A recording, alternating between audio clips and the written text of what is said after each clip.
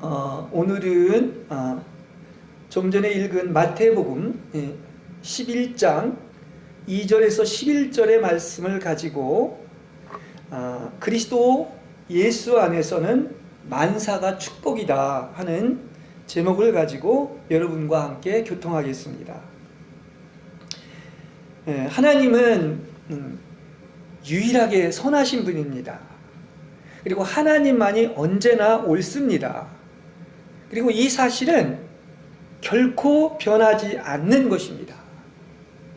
하나님이 행하시는 모든 것은 하나님의 뜻과 그분의 원함에 따른 것이지 우리 인간의 간구에 의해서 달라지는 것은 아니라는 사실입니다. 그래서 우리는 언제나 그분을 앙망하고 의지하는 것이 필요한 것입니다. 우리가 무엇을 해서 바꾸는 것이 아니라 오직 그분을 믿는 것입니다. 그래서 겸손히 우리 자신을 그분의 손안에 복종시켜야 합니다. 순종이 그렇게 아름다운 것입니다. 모든 발버둥과 기도와 탄식의 일과 내 방식, 내 원함은 그 하나님의 길에 도움이 되는 게 아닙니다. 오히려 방해가 될 뿐입니다. 성경은 분명히 말합니다. 그런즉 원하는 자로 말미암음도 아니요 다른 박질하는 자로 말미암음도 아니요 오직 긍휼히 여기시는 하나님으로 말미암음이니라. 그러니까 우리가 막 바라고 기대하고 원한다고 하는 것도 아니고 막 노력하고 막 열심을 치고 다른 박질하고 발버둥 치는 것도 아니라는 거예요. 그 우리가 믿는 하나님은 다 뭡니까? 오직 모든 것이 긍휼히 여기시는 하나님으로 말미암아 된다는 사실을 믿으시기 바랍니다. 이건 굉장히 큰 진리인 거예요. 그러니까 우리는 진실한 것 같지만 진실하지 못해도 언제나 그분만이 진실하시니 하나님이 약속하신 것은 정말로 반드시 이루어 주실 줄로 믿습니다. 그러니까 약속을 어길 줄 모르는 분이라는 거예요, 그분은. 그래서 역시 당시에는 모르죠. 우리의 짧은 생각을 가지고. 그러나 지내놓고 보면 언제나 그분이 선하셨고 옳으셨고 틀린 것은 바로 나였다고 하는 사실이에요. 우리는 그것을 모르니까 그러나 그것도 하나님의 긍휼의 눈으로 보십니다. 기다려 주십니다. 끝까지 참으십니다. 네. 하나님은 우리하고 차원이 다르시어요. 그래서 우리가 생각할 수 없는 일을 합니다. 근데 우리의 짧은 생각을 가지고 왜 이런 일이 있느냐, 왜 이렇게 불합리하냐 이렇게 생각을 하게 되는 것이지요. 분명히 성경은 얘기하지 않습니까? 나의 길과 너의 길이 다르고 내 생각과 너의 생각이 다르다. 그래서 그분은 우리의 원함에 의해서가 아니라 그분의 무한한 풍성을 가지시고 정말로 그분이 모든 것을 주시기를 원하는 것입니다. 그래서 우리의 모든 필요를 공급해 주시는 분임을 아시기를 바랍니다. 자, 그러면 우리가 어떻게 하는 것이 좋은 것인가? 하나님은 무엇을 기뻐하는 것인가? 이렇게 절대적인 나를 믿고 오로지 나에게 다 의지하라는 얘기인 거예요. 그래서 믿음이 기쁘게 하는 것입니다. 딴 거 막 수고하고 애쓰라는 얘기가 아니라고 하는 사실인 것입니다. 근데 성경이 정말 또 이렇게 놀라운 것은 어떤 그 치부나 약점이나 실수를 그대로 기록해 놓은 거예요. 근데 이것이 사실 반면교사가 되는 거예요. 그것도 나쁜 게 아니에요. 그걸 통해서 검은 점이 있으니까 흰 점이 드러나는 것처럼 그리스도의 탁월함이 드러나게 된다고 하는 사실인 것입니다. 그렇죠?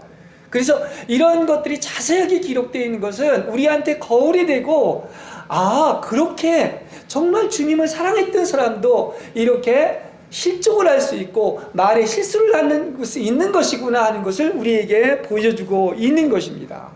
한번 성경에 보십시오. 정말 그 베드로가 하나님께 크게 쓰였는데 그 사랑받는 제자인 베드로도 마찬가지고 또 마르다나 마리아도 있지만 마리아는 정말 하나님을 기쁘시게 한 자예요.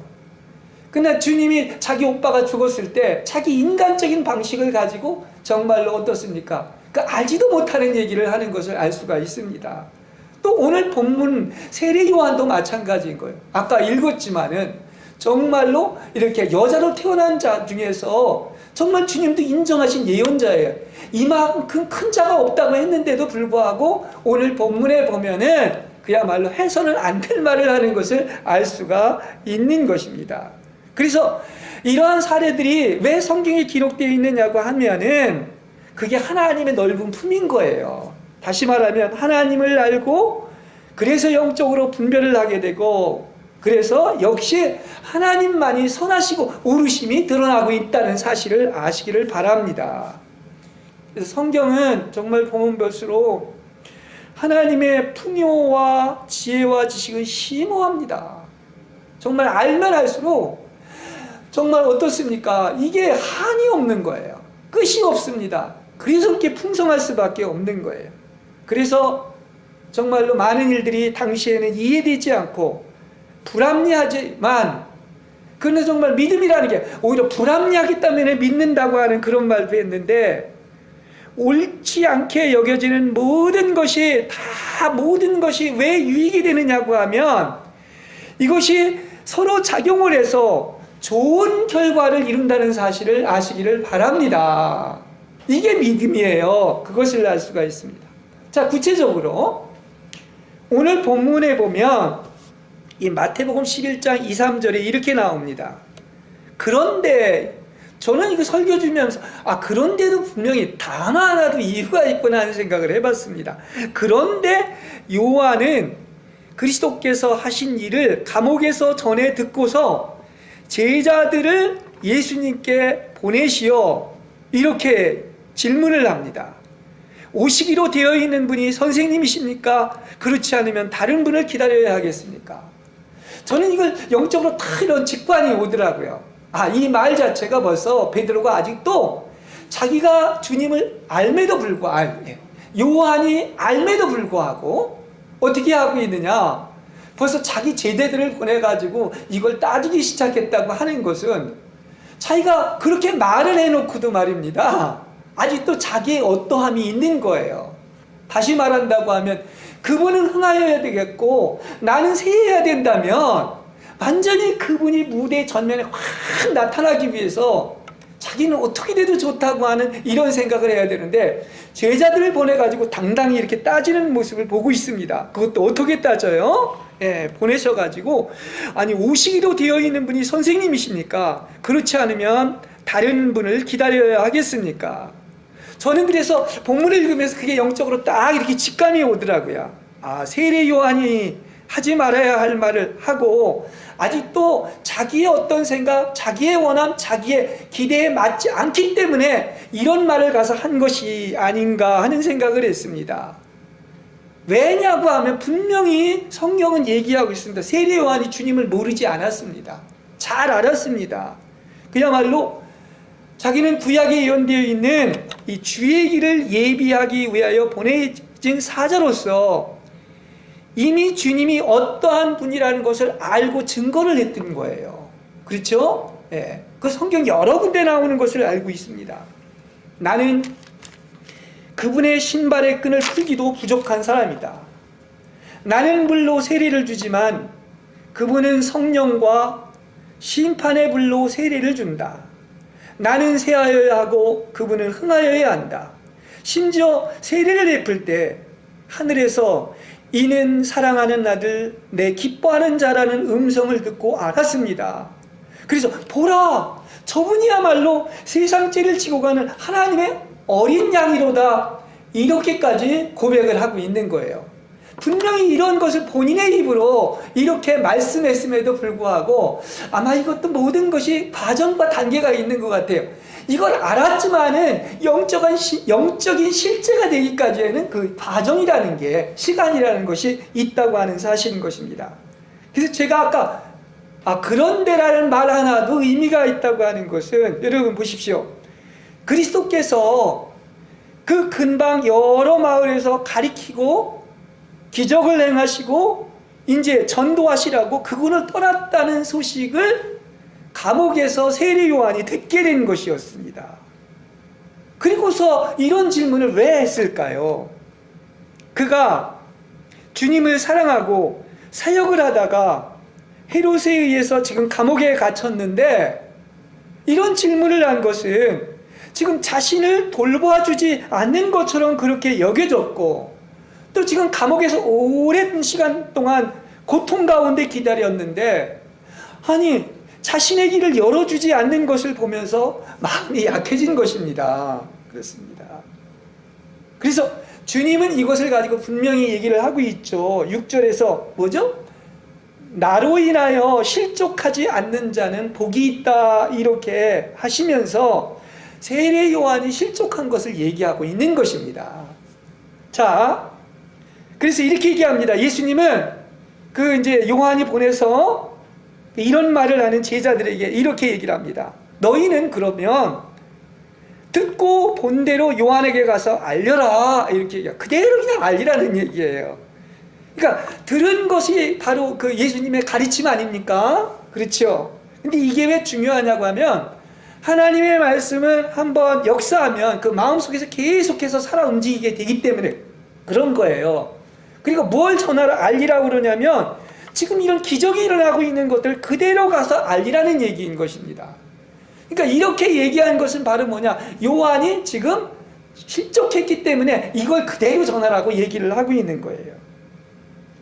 성경을 읽어보면 소경이 보는 것은요 구약에서는 한 번도 없습니다. 이것도 분명한 거예요. 그리고 나아가서 절름발이가 걷고 납병 환자가 깨끗해지고 기머거리가 들으며 죽은 사람이 살아나고 가난한 사람에게 복음이 전해지는 것은 이것은 그야말로 메시아 외에는 아무도 이와 같은 일을 할 수 없다는 것을 그대로 알리라는 얘기예요. 네가 얘기하는 오시기로 되어 있는 분이 바로 내가 메시아다. 그 구세주라는 것을 알리라는 얘기인 것입니다. 그래서 말씀을 선포하고 기적을 행하고 전도하러 다니는 이 내 사역이 이게 지금 하나님의 이런 정하신 길 안에서 하는 것인데 내가 행한 일이 너희와 기대와 네 원함과 맞지 않는다 할지라도 내가 너를 그렇게 대한 것을 가지고 실족하지 말라, 성내지 말라 이런 뜻을 가지고 있는 것입니다. 근데 제가 이제 이걸 보면서 더 큰 하나님의 어떤 정하신 길이 있는 거예요. 그죠? 그래서 이걸 보면서 본인 자체도 이렇게 또 얘기를 했고 요한이 새해야 되는 것입니다. 그죠?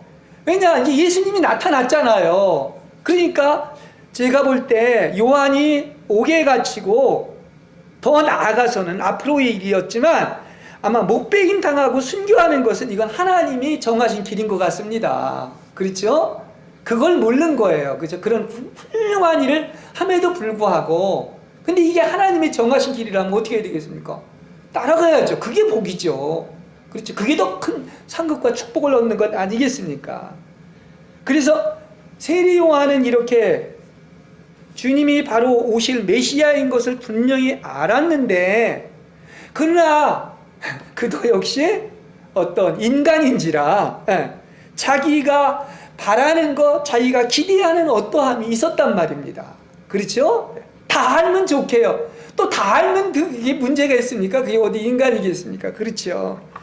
그래서 그는 그야말로 당시에 많은 그 이스라엘 사람들이 생각했던 것처럼 이스라엘 나라가 회복되기를 바랬고 주님이 부흥을 가져오길 바랬어요. 어디 보면 지극히 당연한 얘기일 수 있고 좋은 얘기일 수도 있습니다만 그것이 과연 하나님이 정하신 길인가 하나님의 뜻 아래에 있는가 없는가 이건 분별할 줄 알아야 된다는 사실인 것입니다. 그리고 보십시오. 이게 실족하는 게요. 지금 누구한테 실족한다냐면 예수님한테 실족을 하는 것입니다.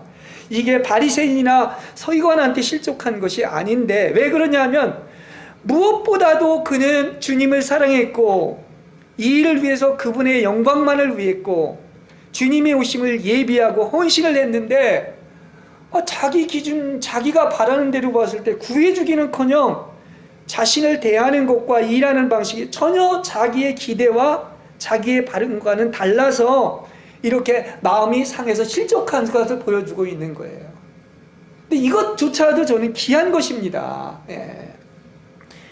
특히 이렇게 주님을 사랑하기 때문에 오히려 아예 관계가 없으면 실족을 안 하죠. 근데 주님을 너무나 사랑하고 이렇게 귀한 일을 했고 이 세례도 이렇게 베풀었고 이럼에도 불구하고 어떻습니까? 주님을 사랑하긴 하는데 그 하나님의 경륜과 하나님의 정하신 일과 그것을 다 모르고 자기의 기대에서 본다고 하면 아니었기 때문에 실족할 수 있다는 사실인 것입니다. 이것까지도 반면교사가 되는 거예요. 이런 것은 세례 요한만 있는 게 아니라 하나님께서 했던 그 종들이 다 아까 제가 뭐 마리아 마르다도 얘기했지만 쉽게 베드로 하나를 봐도 그런 것입니다. 처음에는 그렇게 많은 무리가 따랐었는데 그야말로 이제 그 오병이의 기적을 일으켜주고서 그 다음에 진짜 떡은 생명의 떡인 나다 하니까 정말 뭐 이스라엘을 그냥 부흥시키고 자기한테 먹을 걸 공급하고 왕이 될 줄 알고 출세할 줄 알았는데 다 떠나버립니다. 자기 기대하고 안 맞으니까. 그러니까 이제 모든 사람이 예수를 떠나고서 마지막에 베드로가 주님께서 베드로에게도 그러죠. 제자들한테 그래. 너희들도 나를 떠나려 하느냐. 그러니까 베드로가 뭐라고? 와우, 영생의 말씀이 계신데 나는 죽어도 주님을 안 떠나겠습니다. 이것도 사실 실족이죠. 그죠? 예. 그러나 그는 앞에서 분명히 이렇게 얘기했어요. 주는 그리스도시요 살아계신 하나님의 아들입니다라는 놀라운 고백을 했음에도 나중에 이런 일이 생긴 것을 알 수가 있는 것입니다. 그렇죠? 그래서 이걸 계시로 알려주셨다고 했는데도 불구하고 아직 완전한 게 아니잖아요. 주님을 제대로 아직도 모르고 있는 것이잖아요. 그런 일이 있을 수가 있는 것입니다. 그래서 여러분 잘 아는 것처럼 예수님을 3번이나 부인하고 심지어 저주까지 했습니다. 그렇죠? 그러나 나중에 보십시오. 나중까지 가봐야 되는 거 아니겠습니까? 이게 무엇을 말하는 것이냐면 주님은요, 주님이 사랑하는 당신의 종들에게 다 정해놓은 게 있는 거예요. 다 알면 좋겠습니다만 또 그렇게 하시지도 않아요. 그게 하나님의 어떤 과정 속에 있는 것입니다. 자, 이 길을 안다면 1000명을 아는 것이겠죠. 그리고 나중에는 주님만이 옳다, 주님만이 선하시다, 이렇게 결론을 맺어질 때가 있을 줄로 믿습니다. 참고 기다리는 거예요. 그렇죠? 그래서 우리가 이제 마지막에 이런 고백들을 해야 되죠. 나의 일생은 지내놓고 보니까 다 주님께서 모강이 하셨다. 나의 나됨은 하나님의 은총이었다. 그렇죠? 모든 것이 주님의 주권과 안배와 손길 속에 있고 나는 이런 모든 것들을 다 아멘으로 받아들인다. 이런 훈련의 과정 속에 있다는 사실을 우리가 알아야 되는 것입니다. 그러니까 그 좋은 말이 바로 저는 이거예요. 모든 것이 작용해서 어떻다? 결국은 좋은 길로 인도하신다는 거예요. 예. 이 공과를 배우기 위한 것이다, 이야기를 할 수 있습니다. 그래서 신앙생활은 뭐냐? 이것은 훈련인 거예요. 영적인 훈련인 것입니다. 그 시련을 통하여서 하나님과 일치되게 하기 위한 것으로 하나님을 우리가 알긴 알지만은 그러나 나에게 영적 실제가 오기까지에는 결국은 뭐를 알려주는 것이냐? 내가 원한다고 발버둥 친다고 막 탄식하고 눈물을 흘린다고 또 내가 간구한다고 하는 것이 아니라 바로 하나님의 정하신 길이 있고 주님이 긍휼을 베풀어 주실 때 그 모든 것이 이루어진다는 사실을 믿으시길 바랍니다. 이건 굉장히 심오한 얘기가 되는 거예요. 그래서 성경은 하나님의 부르심에는 후회가 있다고 해서 없다. 하나님의 부르심 절대 후회가 없는 거예요. 하나님의 여정대로 하나님의 모든 계획 속에 가고 있는 거예요. 그러니까 하나님의 약속은 실패로 돌아가는 일이 없는 줄 믿습니다. 이것이 바로 그 아주 심오한 얘기인 하나님이 이거 다른 박질하는 것, 원하는 것으로 되는 것이 아니라 긍휼히 여기시는 하나님의 말씀으로 말미암는다는 아주 심오한 말씀인 거예요. 이게 깨달아지려면 어느 정도 완성 단계에 있을 때 아멘입니다, 그렇습니다, 맞습니다, 이런 것입니다. 그렇지 않으면 여전히 나의 어떠함, 나의 주장, 내 관점, 내 생각, 그런 것이 있는 거예요. 그리고 그것도 하나님이 그냥 다 참고 보십니다, 오랫동안. 예. 많은 종교에서는 구도하고 진리를 찾지만 그거에서 정말 이건 공허한 것이지 진리가 없어요. 그걸 알아야 됩니다. 그렇지 않습니까? 인간이 별의별 방법을 다 쓴다고 할지라도 다른 말로 얘기하면 그건 안 되는 거야. 오직 하나님만이 하실 수 있고 하나님의 긍휼과 자비만이 이 모든 것이 열리는 거예요. 그걸 얘기해 주는 것입니다.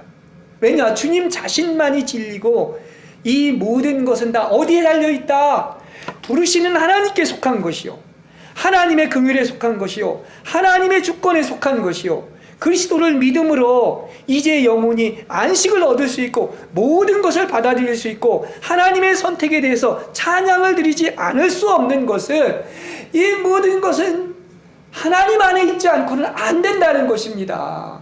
그렇죠? 예. 이걸 알아야 돼요. 그렇지 않으면 다 그 헛된 걸 구하고 헛된 시간 속에 보내는 거예요. 그러니까 여러분은 이러한 하나님의 풍성과 지혜와 지식의 심오함이 영적인 실제가 되기를 갈망하고 살고 있는 복된 자들임을 아시기를 바랍니다. 정답이 여기에 있다는 걸 알고 지금 살아가고 있는 거예요. 비록 부족하지만 그런 것입니다. 그래서 우리가 언젠가는 한 가지도 속에서 거스림이 없이 이 모든 진리를 품을 수 있고 받아들일 수 있는 이런 아멘의 상태가 오기를 기다리면서 이렇게 신앙의 훈련을 하고 있다는 사실을 아시길 과정인 거예요. 그때 이제 그게 다 아멘이 된다면, 받지 못할 것이 없다면, 이래도 저래도 모든 것이 다 뭐겠습니까? 아주 놀라운 평안이 오는 거예요. 못 받으니까 속에서 전쟁이 일어나니까 괴로운 것이지, 다 그것이 아멘의 상태가 된다고 하면 그렇습니다. 하나님만이 옳습니다. 하나님만이 선하십니다. 하나님이 나를 사랑하셨습니다. 나를 여기까지 이르시고 목용하셨습니다. 은혜 아닌 것이 없습니다. 하나님의 긍휼하는 것이 없습니다. 이렇게 얘기를 하는 거예요. 그러니까 우리는 이렇게 하나님이 정하시는 길을 가는 것이 우리의 삶의 궁극적인 목표라는 것을 아시기를 바랍니다. 자, 그래서 저는 이 설교를 준비하면서 이런 생각도 해봤습니다. 우린 좀 그 하나님의 생각, 넓고 폭넓은 생각을 할 필요가 있어요. 우리가 알아야 뭐 얼마나 알겠습니까? 그러니까 실족이라고 얘기하면 그냥 벌써 고정관념이, 내 어떤 관념에서 생각할 때는 이건 나쁜 것이라고만 생각하지 않아야 될 것입니다. 그렇다면 하나님이 왜 참아 죽겠어요? 그죠?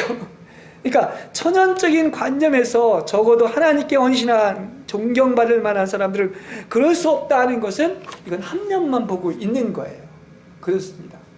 그 사도 바울도 마찬가지죠. 우리가 언뜻 생각할 때는 사도 바울 같은 사람은 실수도 없어야 되고 눈물도 흘리지 않아야 되고 이렇게 생각할 수가 있지만, 사도 바울도 어떤 때는 자기의 사탄의 가시 때문에 막 눈물을 흘렸고 좀 인간적으로 아파한 것이 있었어요. 심지어 예수님도 그런 거예요. 이것은 바로 뭐냐, 우리가 폭넓게 보는 이런 안목이 있어야 되는 겁니다. 다시 말하면 이런 것을 통하여 이제는 내 관점, 내 생각, 내 방식에서 하나님의 관점, 하나님의 시각, 하나님의 방식으로 폭넓게 바뀌는 훈련이고 믿음의 공과임을 아시기를 바랍니다. 그래서 많이 겪는 게 중요하냐? 많이 겪고 나서야만이 어느 열매를 맺고 오래 참고 기다릴 때 무엇이 있는 것처럼 하루아침에 되는 게 아니지 않습니까? 그러니까 이렇게 얘기하면 어떨지 모르지만 산전수전 공중전 다 겪게 하시는 것은, 그래야 그것을 통해서 마지막으로 정말 어떤 것입니까? 선을 이루게 하시는 것을 알기 때문에 그렇다는 사실인 것입니다. 여러분, 우리가 어떻게 하나님에 대한 참다운 지식에 도달하는지 아십니까? 이게 방대한 주님을 아는 세계로 나아가는 것은 저절로가 아니고요, 또 내가 노력해서 되는 것이 아니라 하나님이 훈련을 시키는 거야. 근데 훈련이 쉬운 게 없잖아요. 그죠? 예. 그야말로 시련과 실패와 고통과 심지어는 실족을 허락하는 것도 뭐냐? 이걸 통과해서 바로 뭐겠습니까? 그 광대한 주님을 아는 세계로 들어가는 거예요. 제가 그래서 그 전에 그런 얘기를 가끔 했었죠. 어떤 시련이 오면 그걸 축복으로 알고 기쁨으로 알아라. 왜냐? 그걸 통해서 믿음의 공과를 배우고 놀라운 광대한 하나님을 아는 세계로 인도되기 때문이에요. 그러니까 하나님 또 나한테 계시를 주려고 이러시는군요 하는 것을 알 수가 있습니다. 그러니까 우리의 생각과 하나님의 생각이 다른 것처럼 성경은 이렇게 얘기합니다. 사무엘 3장 2장 6절에 보면 이런 말씀이 있습니다. 야훼께서는 사람의 생사를 지고 계시어 음부에 떨어뜨리기도 하시며 하늘로 끌어올리시기도 하신다. 가난하게도 하시고 가멸지게도 하시며 쓰러뜨리기도 하시며 일으키시기도 하신다. 여러분, 하나님이 어디에 계신 줄 아십니까? 이걸 알아야 돼요. 이게 저는 이걸 뭐라고 표현할까요? 동전의 양면으로 표현하고 싶어요. 사실은 겉으로 볼 때는 막 떨어지는 것 같고, 여기 이게 보는 것처럼 그야말로 가난하고 또 가멸지고 쓰러뜨리는 것 같지만 그 배후에는 언제나 누가 계시다? 하나님이 계시다는 것을 알게 하고, 이걸 이제 감추어진 하나님이라고 이렇게 얘기를 하고 있습니다. 여러분 보십시오. 우리 찬송가도 나오고 노래도 많이 불리지만, 아니 좋을 때만 하나님이 계십니까? 아니면 더 어려울 때 사실은 하나님이 언제나 내가 세상 끝날까지 너희와 함께 하겠다고 얘기하고 있는 거예요. 모든 것은 그런 면에서 하나님의 축복인 것입니다. 그걸 얘기해 주고 있는 거예요. 신앙의 대상이 보이는 게 아니잖아요. 예? 보이지 않는 것이죠. 그것을 믿고 거기에 누가 숨겨져 있느냐? 어떤 공경 속에, 고난 속에 바로 그리스도가 숨겨져 있다는 사실을 알아야 되는 것입니다. 그래서 제가 항상 강조한 것처럼 시련 속에, 십자가 속에 사실은 그게 가장하고 이렇게 보이는 것이, 눈에 보이는 것은 그렇게 보이지만 그 배후에는 누가 계시다? 거기에 누가 숨겨져 있다? 그리스도가 숨겨져 있다는 것을 아시기를 바랍니다. 그러니까 하나님을 체험하는 것은 이게 내가 막 내 기대와 바람과 내 방식과 보이는 오감의 만족과 자기 자랑과 자기 영광 속에서 나타나는 게 아니에요.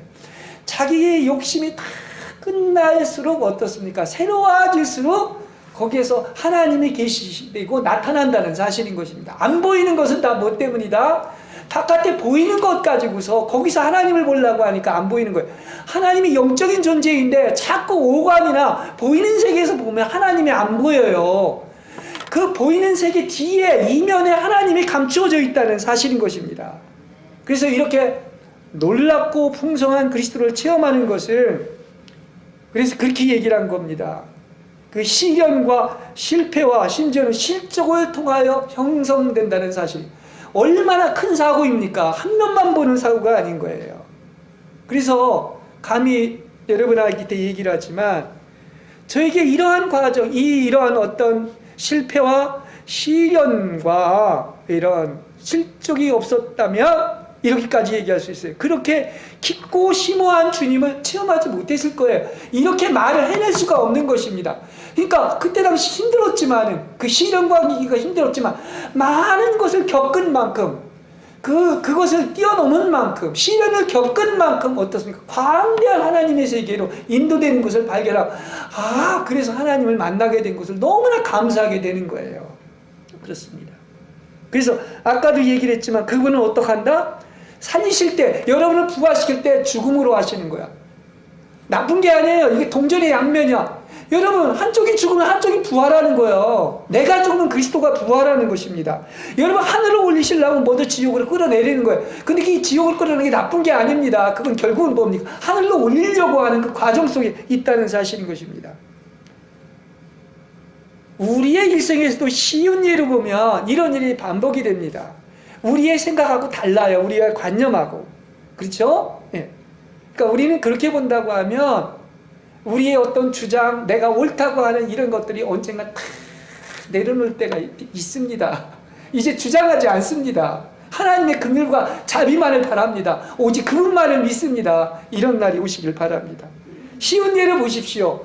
우리의 그 일생을 보면은 어떤 때는 앞뒤가 좌우로 뒤로 다 가로막혀 있고, 앞에는 성경에 나와 있는 것처럼 홍해 바다가 있는 그런 곤란한 지경에 이를 수가 있는 거예요. 그 성경의 예화는 다 우리의 얘기이기도 하지 않습니까? 그런데도 보면은 많은 경우에서 제가 경험하기도 그렇고 성경에도 그렇고 하나님이 내가 원하는 대로 길을 열어주는 아닙니다. 그건 내 생각이에요. 내가 기존의 천연적인 관념인 것을 알 수가 있습니다. 많은 사람이 난 기도해서 응답받았다. 어디 대학에 합격했다. 사업이 잘 됐다. 그리고 나아가서 어떻습니까? 그게 하나님의 경륜과 그야말로 하나님의 목적을 이루기 위한 거자면 합당한 거지만 그렇지 않으면 절대 안 들어주십니다. 근데 기도해서 쉽게 응답받았다고 하는데 기도해도 어떤 일도 발생하지 않는 게 더 많아요. 근데 나중에 알고 보면 그게 기도의 응답이었던 것을 알게 됩니다. 병들면 치료하기를 기대하지만 치료를 얻지 못하는 것이 하나님의 뜻일 수가 있는 거예요. 연약한데 힘은 생기지 않고 돈은 부족한데 돈은 나오지 않습니다. 근데 왜 그럴까요? 하나님 뭘 알려주시려고 하는 거예요. 예? 아무것도 할 수 없는데 하나님은 역사하지 않고 커다란 어려움 가운데 나는 있는 것 같은데 출구가 없는 것 같습니다. 근데 왜 이게 필요한지 아십니까? 진짜 하나를 알려주려고 하는 거예요. 예? 네가 필요한 건 나다. 가장 좋은 걸 주시기 위한 것이고 믿음의 공과를 알려주시기 위한 거예요. 그렇습니다. 그거 다 내 원대로 내 기대대로 들어봤어 봐요. 하나님 알까요? 모릅니다. 오히려 심지어 하나님을 떠나고 버릴 수도 있는 거예요. 그러기까지 얘기할 수 있는 거예요. 그래서 우리는 정말로 믿음이 이렇게 약해지면 그런 일 때문에 눈물을 흘릴 수가 있는데 여러분 하나님이 우리의 기대와 우리의 방식대로 지금 그 요한의 얘기도 마찬가지인 것이죠. 나의 어떠한 대로 되지 않고 어떻게 하나님이 살아계신데 나를 이렇게 대할 수가 있느냐. 나를 그래도 이렇게 한 번은 찾아와서 신방도 할 수가 있고 나를 위로할 수가 있는데 이게 다 왜 이게 공과가 되느냐. 예? 하나님이 의하는 방식 그게 아니라는 거예요. 심지어 당신 자신한테도 철저하게 하나님이 정하신 길대로 경륜대로 뜻대로만 하신다는 사실을 아시기를 바랍니다. 예. 이걸 가르쳐주기 위한 거예요. 보십시오. 하나님이 약속한 건 거짓말이 없습니다. 여러분이 설사 여기 지금 내가 몇 가지 예를 들었지만 기도하는데도 어떤 일도 발생하지 병 들었는데도 치료해 주지 않고 돈이 부족한데도 돈이 나오지도 않는데 그렇다고 해서 환경이 그렇다고 해서 하나님이 여러분 떠난 게 아니야. 그럴 때 더 하나님이 함께 하시고 언제나 동행한다는 사실을 믿으시길 바랍니다. 성경은 그렇게 얘기하고 있잖아요. 그죠? 언제나 그럴 때도 하나님이 함께 하셨습니다. 그리고 그걸 통해서 하나님을 알게 되기 때문에 오히려 그게 축복인 것이지 그냥 즉시 어린애처럼 뭐 달라고 찡찡대면 그거 들어줄 때 하나님 몰라요. 그걸 얘기해주고 있는 거예요. 그래서 하나님의 방식과 우리의 방식은 다른 것입니다. 절대적인 하나님의 주권이에요. 그렇죠? 예. 그래서 나의 기대, 나의 바람, 나의 방식 다 내려놓고 자아가 완전히 소모되고 갈려져서 아무것도 없을 때 놀랍게도 이렇게 하신 것이 바로 하나님이셨고 내 안에 그리스도가 조성된 것을 발견하게 되는 것입니다. 할렐루야. 이게 내 방식과 하나님의 방식이 다른 것이고 생각과 길이 다른 것이다 하는 것을 알 수 있습니다. 그러니까 이 많은 사람들이 여전히 예수를 믿지만 아직도 내가 전주에도 설교했지만 새 마음과 새 영을 주셨지만은 이 생각 하나가 달라지는 게 이렇게 어렵다는 거예요. 그렇죠? 하나님의 긍휼이 되는 것인데 다 그 방해 요소가 어디에 있느냐? 내가 아직도 나의 자아와 나의 욕심과 내 방식과 나의 어떠한가 내 틀이 깨지지 않아서 그렇다는 사실을 알 수가 있는 것입니다. 분명히 알면 알수록 하나님의 차원은 얼마나 높고 고차원인지 몰라요. 그렇습니다. 아직도 나에게 받아들이지 못하는 것은 하나님 이러실 수 있습니까? 할 수가 있지만 하나님께 문제가 있는 게 아니라 지내놓고 보면 하나님의 은총입니다 이렇게 고백하게 된다는 거예요. 그렇죠? 이게 받아들이지 못하는 건 내가 틀린 것이지 주님이 틀릴 수가 있지 않습니까? 그래서 하나님은 정말 은혜와 사랑이 풍성한 분입니다. 여러분 이거 믿습니까? 그분만이야 선하고 의로우신 분입니다. 분명히 알아야 됩니다. 하나님은 살아계십니다. 세상 끝날까지 여러분과 함께 하십니다. 어떤 환경이 와도 그렇습니다. 그래서 놀랍게도 하나님은 노 속에 하나님인 예수가 감추어져 있고 죽음 속에 부활이 감추어져 있고 악이 선이 되고 이 모든 것이 상효경에서 선한 결과를 이루는 것입니다. 이 깊은 말이에요. 악까지도 선용하고 이것이 지금 하나님과 상관없는 얘기가 아니라 하나님의 인도와 손길 안에 축복 안에 있다는 사실 믿으시길 바랍니다. 그렇죠? 이 모든 양면은 다 하나님의 목적을 향해서 다 달려가고 있는 거예요. 더 크게 우주적으로 보면 하나님의 입장에서 보면 그런 것입니다. 그래서 제가 오늘 제목에서도 얘기한 것처럼 누구 안에 있는 것은? 그리스도 안에 있는 것은 그 여러분이 그야말로 이렇게 완전해지고 뭐 쉬운 얘기로 성경의 야곱이나 요셉 안에 있는 것은 축복 아닌 것이 없는 것입니다. 그렇죠? 그래서 이 세상도 생명도 죽음도 현재도 미래도 다 왜 여러분의 것이라고 했느냐면 여러분이 믿음의 경지에 이르면 만사가 다 축복인 줄로 믿습니다. 자, 이런 어떤 단계에 하나님은 오시길 바라는 거예요. 그 목적, 하나님의 경륜과 목적은 여러분들이 이런 그리스도의 형상을 담고 완전해지는 모든 것이 합력해 선을 이루는 과정 속에 있다는 것입니다. 자, 그러면 이제 우리가 이 어떤 오늘 그 세례 요한의 실적을 통해서 배워야 되는 것이 바로 뭐냐? 여러분, 그리스도 안에 있는 것은 여러분 죽음은 나쁜 건가요? 삶도 죽음도 좋은 환경도 어려운 환경도 시련도 모든 것이 축복인 줄로 믿으시기 바랍니다. 이게 예수 안에 있느냐 없느냐 이것만이 문제인 것이지, 왜냐 죽어도 부활하잖아요. 그죠? 어려운 환경은 바로 예수를 알게 하기 위한 것이잖아요. 시련을 거치지 않으면 그 풍성한 예수를 체험하지 못하잖아요. 그러니까 주 안에 있는 건 모든 만사가 축복인 줄로 믿습니다. 우리도 이런 믿음을 바라고 사는 거 아니겠습니까? 그렇죠? 언제 이런 믿음이 오는지 아십니까?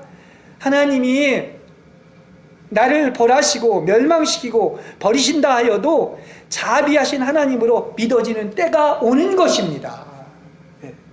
그래서 신앙의 가장 높은 경지는 이와 같이 모든 것을 통하여 결국 영적 훈련을 하게 하시고, 그래서 그야말로 하나님만 남게 하셔서 그 하나님을 체험하게 하시는데 그것이 바로 하나님의 긍휼이라는 거예요. 그게 하나님의 은총이라는 거예요. 그러니까 모든 개념이 긍휼이나 뭐 이런 어떤 은총이나 이 개념이 내 어떤 관점에서 완전히 바뀌어지는 하나님의 관점으로 바뀌어지게 되는 것입니다. 그래서 우리의 옛사람이 소멸되고 그리스도만 남게 해서 점점 더 이제는 우리는 그리스도와 조화되지 않는 것이 없고 그리스도와 일치되지 않는 것이 없게 되는 것입니다. 이때는 모든 것을 품지 못하는 것이 없고 정말로 어떻습니까? 아멘하게 되고 또 나아가서 기뻐하고 감사하게 되고 놀라운 평안이 임하게 되는 거예요. 자, 이런 믿음이 날에 오시길 바랍니다. 이미 왔을 수도 있지만 이런 날이 오시기를 바랍니다. 그렇습니다. 그래서 모든 것이라고 그랬어요. 모든 것. 그죠? 모든 것. 근데 모든 것은 다 어디 안에 있다? 지금 우리가 그리스도와 동행하고 있다는 사실을 알아야 됩니다. 그래서 모든 것이 바로 뭐를 하기 위한 것이다?